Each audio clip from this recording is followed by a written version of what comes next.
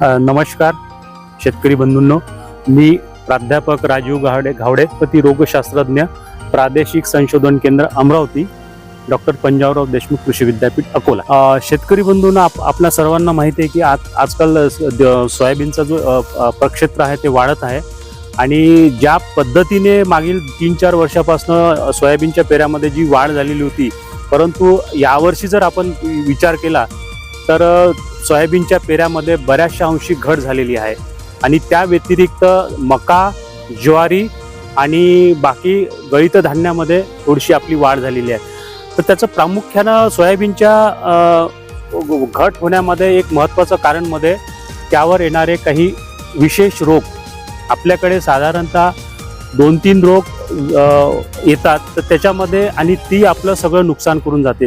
तर त्यामध्ये सर्वात महत्त्वाचा जो सर्वप्रथम येणारा जो रोग आहे पिकाच्या कालावधीमध्ये, त्याला आपण पिवळा मोझॅक।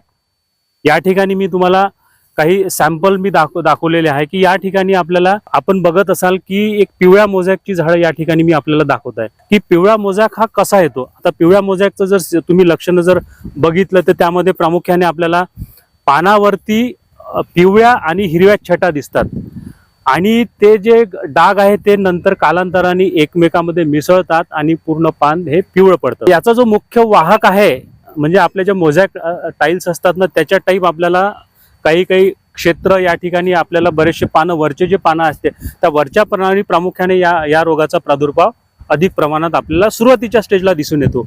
आणि या रोगाचा जर प्रादुर्भाव आपण बघितलं तर धुऱ्यावरती आपल्याला बऱ्याचशा अंशी दिसतो। याचं कारण हेच की या रोगाचा जो प्रसार आहे, विषाणू असताना याचा जो प्रसार आहे हा पांढऱ्या माशामुळे याचा प्रसार आपल्या शेतामध्ये वाढतो। परंतु होतं काय की आपल्या शेतामध्ये याचा प्रादुर्भाव वाढण्याचं एक महत्त्वाचं कारण म्हणजे आपल्या ज्या धुऱ्यावरती काही जे वीड असतात, ते वीड म्हणजे या रोगाचं एक प्राथमिक सोर्स आहे। वीड जे आहे म्हणजे तण असतात आपल्या याच्यावरती, ते तण म्हणजे आपल्या त्याचं प्राथमिक स्तोत्र। आणि त्या तणावरती जर पांढरी माशी बसली, अशा पद्धतीचे आपल्या तणावरती काही आपल्याला सिम्पटम्स दिसतात, लक्षणे दिसतात आणि त्या तणावर जर ती जर पांढरी माशी त्या याच्यावरती बसली तर आपल्या त्या हेल्दी पानावरती जर बसली तर त्या हेल्दी झाडावरती त्या रोगाचा प्रसार होतो।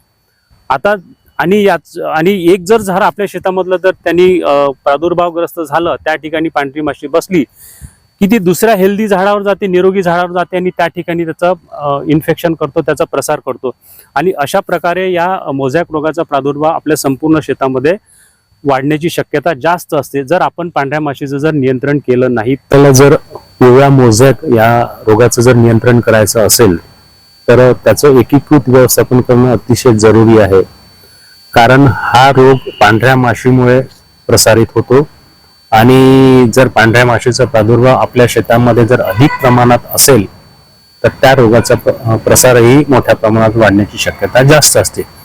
त्याकरता आपल्याला या रोगाचं एकीकृत व्यवस्थापन करणं अतिशय जरुरी आहे। त्यामध्ये प्रामुख्याने जर बघितलं तर पेरणी योग्य वेळी जर आपण केली नसेल तर पिकावर रोगाचा प्रादुर्भाव वाढण्यास मदत होते। त्यामुळे सोयाबीनची पेरणी ही शक्यतोवर जूनचा 3रा आठवडा ते जुलैचा 2रा आठवड्या दरम्यान करावी, हा एक महत्त्वाचा एकीकृत व्यवस्थापनाचा भाग आहे। त्यानंतर उत्तम प्रतीचे प्रमाणित बियाण्याचा वापर करणं अतिशय जरुरी आहे। त्यानंतर काही रोग प्रतिकारक, रोग सहनशील जाती ज्या सोयाबीनच्या आहेत त्यामध्ये JS 9305 आहे, JS 9560 आहे, AMS आंबा 100-19 आहे, सुवर्ण सोया आहे, PDKV पूर्वा आहे, येलो गोल्ड आहे आणि MS 612 त्या काही सहनशील जाती आहेत, त्या रोगाला बळी पडत नाही। या जातीचे आपल्याला पेरणी करणं अतिशय जरुरी आहे। त्यानंतर जर या रोगाचा प्रादुर्भाव आपल्या शेतामध्ये जर आपल्याला आढळत असेल तर पेरणीनंतर जवळजवळ 20 ते 35 दिवसांनी 5% निंबोळी अर्काची फवारी घेणं जरुरी आहे। आणि हा जीवाणूजन्य रोग असल्यामुळे जे काही शेतामधील तुमचे बांध आहे त्यावर तणांचा मोठ्या प्रमाणावर तण असतात, त्या पूरक वनस्पती ज्या आहेत त्या पूरक वनस्पतीचा आपल्याला नाश करणं जरुरी आहे। कारण या तणांचा नाश केल्यामुळे विषाणू व वाहक यांच्या जीवन क्रमांक अडथळा निर्माण होऊन त्याची संख्या आपल्याला कमी करण्यास मदत करते. आणि त्यानंतर आंतरपीक व मिश्र पीक पद्धती घेतल्यास या रोगाचे प्रमाण कमी आढळते. त्यानंतर जैविक मध्ये काही मित्र कीटकांचे संवर्धन आपल्याला करणं जरुरी. त्यामध्ये उदाहरणार्थ कायसोपा आहे, लेडीबर्ड बीटल आहे, म्हणजे मावा, फुलकुडे, पांढरी माशी व इतर किडे उपयोग करतात. त्यामुळे आपल्याला काही मित्र कीटकांचे संवर्धन करणे अतिशय जरुरी आहे. त्यामध्ये क्रायसोपा आहे, लेडीबर्ड, भुंगा आहे. आणि शक्यतोवर उन्हाळी सोयाबीन घेणं शक्यतोवर टाळावे. आणि सर्वात महत्वाचं म्हणजे पिवळे चिकट सापळे याचीही आपल्याला शेतामध्ये लावणं अतिशय जरुरी आहे, हेक्टरी 160 याप्रमाणे.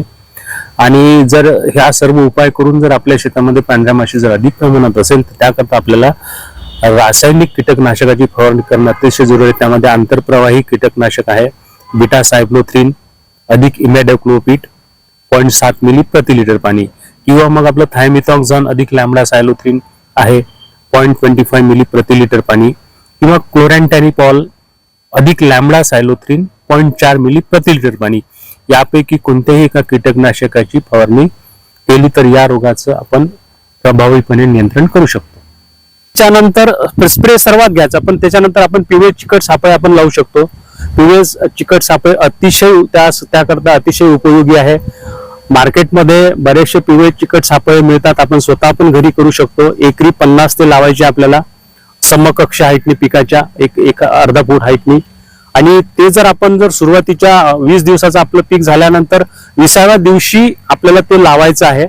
पिवळे चिकट सापळे पर्टिक्युलरली रसशोषक किडी आहे त्यांचं नियंत्रण करण्याकरता आणि त्याच्यामुळे त्याचा जो उपयोग आहे तो आपल्याला सोयाबीन मोझॅकचं, पिवळ्या मोझॅकचं नियंत्रण करण्यामध्ये बऱ्याचशा अंशी त्याचा उपयोग होतो. तर त्याच्यामुळे सुरुवात पहिले आपले झाडं उपडणे, 1-2 झाड असेल तर त्याच्यानंतर पिवळे चिकट सापळे, आणि त्याच्यानंतर जर तो रोग वाढत असेल तर त्यानंतर पांढरी माशीला नियंत्रण करण्याकरता आपल्याला काही आंतरप्रवाही कीटकनाशक आपल्याला त्यामध्ये वापरता येतात.